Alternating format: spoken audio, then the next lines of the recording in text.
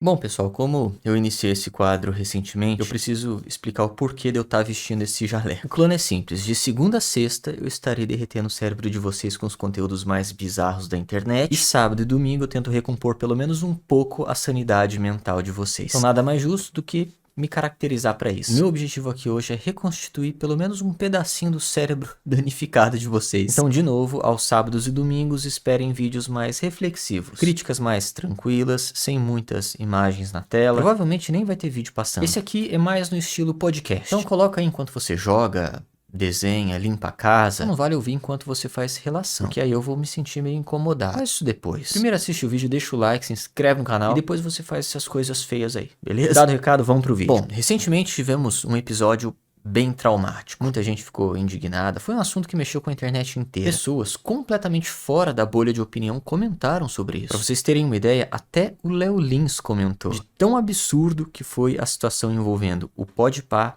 e o Ramsés. E assim, cara, antes mesmo do Podpah reagir às críticas, provocações e tudo que na visão deles sujava o nome da marca Podpah, eu já achava os apresentadores uns arrombados. E eu posso achar o que eu quiser, tá? É a minha humildezinha opinião e tá tudo certo. Assim como eles provavelmente acham várias pessoas arrombadas por aí afora também. Só que depois de algumas reações deles, ficou nítido que o ego dos caras é completamente inflado. O emocional deles parece de uma criança de 7 anos. Uma criança que não sabe controlar as próprias emoções, sabe? Aquela criança que fica vermelha e emburrada quando o amiguinho mostra o dedinho do meio pra ela. Ou chama de feio, de bobo. Esse é o nível de maturidade do Podpah pra lidar com certas situações. E antes de continuar, eu quero levantar uma questão importante. Inteligência. Porque muita gente julga o Podpah como burros. Assim como eu também o julgo, não vou mentir. Mas o que é ser inteligente? Isso é extremamente relativo. Tem gente que acha que inteligência é ler muitos livros, falar bem, ter raciocínio rápido, dominar matemática, português, ter uma média extremamente elevada na escola. Para outros, inteligência é saber se adaptar, lidar com diferentes tipos de personalidade. Enfim, cada um vê de um jeito. E é mais ou menos nesse ponto que entra o Podpah. Conseguir lidar com um tipo de personalidade que é bem popular aqui no Brasil. A verdade é que o Brasil é um país complicado quando o assunto é QI. A maioria das pessoas aqui mal conseguem dominar a própria língua. Interpretação e raciocínio lógico, precários. A gente sabe disso, a gente sabe. E hoje em dia, entretenimento é o que paga bem. Se você consegue entreter, naturalmente, você tem números. E números são interessantes para o mundo corporativo, porque as empresas precisam vender produtos. E para vender os produtos é necessário ter gente assistindo. Agora, junta tudo isso. Um país cheio de gente com raciocínio precário, mais dois apresentadores que se conectam perfeitamente com esse público. É óbvio que os números deles seriam gigantes, porque a conexão. Hoje em dia, ser o maior podcast do Brasil não é mérito, porque se o QI do brasileiro fosse um pouquinho maior, isso já não aconteceria. Pessoas com baixa capacidade de interpretação se identificam com outras pessoas parecidas. Se você coloca dois apresentadores que falam bem, que têm raciocínio lógico, que são acima da média, essas duas pessoas não vão se comunicar com a maioria dos brasileiros. Ou seja, baixa audiência. A matemática é simples. E é engraçado que para esses caras do Podpah, pessoas acima da média são sem carisma. Essa é a conclusão deles. Bom, e se você aí não entendeu nada do que eu falei, provavelmente você é um inscrito do Podpah. Por isso, sim, para muitas pessoas, o Igão e o Mítico são pessoas inteligentes. E tudo bem, cada um pensa de um jeito, mas eu ainda continuo pensando diferente. E assim como eu, muita gente que trabalha na internet também pensa diferente. E nisso entram os conflitos, o que é normal. A internet é uma arena de críticas, de debates, discordâncias, e vocês aí sabem muito bem disso. E com o tempo, as críticas ao Podpah começaram a aumentar. Não eram ataques, eram críticas. Só que vai explicar essa diferença pros caras do Podpah. E eram críticas tranquilas. Às vezes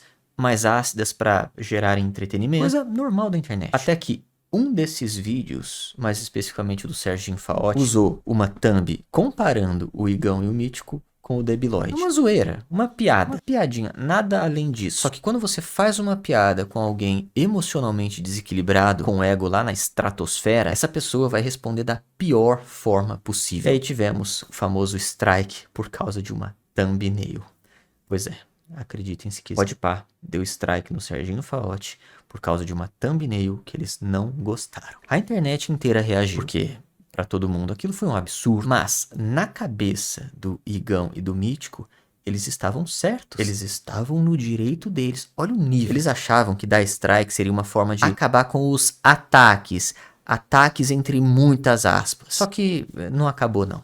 Não acabou mesmo. As pessoas continuaram criticando porque, adivinha, criticar é normal. É um direito de todo mundo, principalmente quando falamos de figuras públicas. E nisso entra o Ramsés. Ele fez uma thumbnail com o Igão e o Mítico nos estúdios do Podpah e colocou dentro da cabeça do Igão aquele macaquinho do Homer Simpson. Vocês sabem qual é? Aquele macaquinho que aparece quando o Homer não tá pensando em absolutamente nada. Foi uma piada visual, simples, clara. Só que o mais estranho é que dentro do próprio Podpah, os próprios amigos do Igão chamaram ele de burro na cara dele. Chamaram de forma indireta e direta. O próprio Felca fez isso durante a participação deles num podcast. Só que, por algum motivo místico das galáxias, quando a piada vinha de fora, o Igão pegava a pilha. E aí ele teve a brilhante ideia de processar o Ramsés por racismo. É isso mesmo. E agora você aí deve estar pensando, como assim, racismo? Por quê? O que eu perdi? Tem um outro contexto por trás, né? Você deixou de falar alguma coisa, né, Kio? Não, eu não deixei de falar nada. E é nesse ponto que a loucura vai começar. Segura nessa cadeira aí. Na cabeça do Igão, o fato do Ramsés, que no caso é um rapaz negro, ter colocado um macaquinho dentro da cabeça de um rapaz pardo, que no caso é ele, significava que o Ramsés estava chamando ele de macaco. Eu sei, é inacreditável. Só o Igão, na face da terra, chegou nessa conclusão. Não tinha um amigo do lado dele pra falar, mano, isso é tão absurdo que eu tenho certeza que vocês devem estar se contorcendo de vergonha ali. É inacreditável. Ó, mas vamos às possibilidades. Ou o Igão estava sendo extremamente mau caráter, porque ele sabia muito bem que esse macaquinho não tinha absolutamente nada a ver com racismo, mas mesmo assim usou isso como narrativa jurídica. Ou ele é burro demais para entender o meme mais simples do planeta, porque até uma criança entende o significado do macaquinho. Até o usuário médio do Podpah entende. Sabe aquele meme do estamos todos contra você? Primeira vez que aconteceu mesmo. E, ironicamente, ao processar por racismo, por conta de uma piada que até o Homer Simpson entenderia, o Igão provou exatamente o ponto de todo mundo que criticava a inteligência dele. Quanto mais ele tenta provar que não é burro, mais ele deixa claro que é. Sinceramente, na minha opinião, o Igão não tem a menor chance de ganhar esse processo. Zero. O Ramsés vai ganhar. Porque até quem discorda do Ramsés percebeu quão absurdo é essa história. E onde eu quero chegar com tudo isso? Bom, existe uma onda na internet de criadores de conteúdo achando que processo vai calar alguém. Antigamente até dava medo, mas hoje não cola mais. Com tecnologia, com informação em todo canto, com IA, com tudo a um clique de distância, qualquer pessoa sabe hoje quais são os seus direitos e o que pode ou não dizer em vídeo. Não adianta criar narrativa pra calar a crítica, porque processo vaza. E quando vaza, viraliza. E quando viraliza, fica muito pior pro processante. O Podpah tentou fazer isso e só piorou a situação deles. E aí, recentemente, veio o caso da Haru. Sim, a Haru, aquela garota que imita os Pokémons. Aliás, os Pokémon. Pokémon não tem plural. Melhor falar certo antes que me enrabem aqui nos comentários. E esse foi outro caso inacreditável. Um youtuber chamado Giga fez um vídeo criticando uma publicidade que a Haru fez pro Senhor dos Anéis, ou algo assim. Uma crítica educada, tranquila. Eu vi o vídeo. Inclusive, apesar dele ter criticado, ele também elogiou o trabalho dela. E aí depois a Haru aparece num podcast dizendo que foi xingada e chamaram ela de algo do nível de vagabunda. E aí eu ouvi aquilo e não entendi nada, eu fiquei meio chocado. Pensei, caralho, quando foi isso? Por que ninguém falou sobre isso? Porque claramente isso aqui é uma pauta do caralho. Do nada alguém chama a Haru de vagabunda. Caralho, que porra é essa? Só que, por algum motivo, ninguém viu isso acontecer. Ninguém falou sobre isso. E sabe por que não viralizou?